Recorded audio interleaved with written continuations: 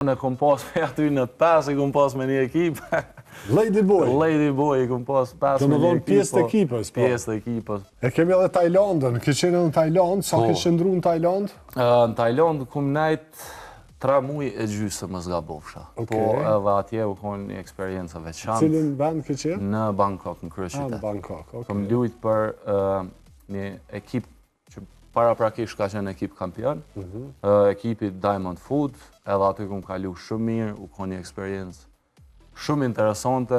Përgjithësi, vendet aziatike, ligat aziatike janë shumë interesant me shku me lujt për shkak të mënyrës të organizimit, njerëz sillen shumë mirë, ka fonca shumë, mushën sallat edhe zakonisht.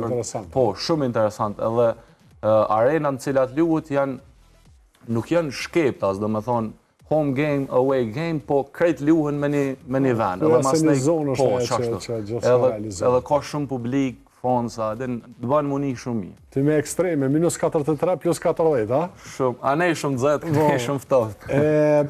Tash, kurimet e Tajlanda, se dyqysh krejt kanë qenë me shku në Tajland.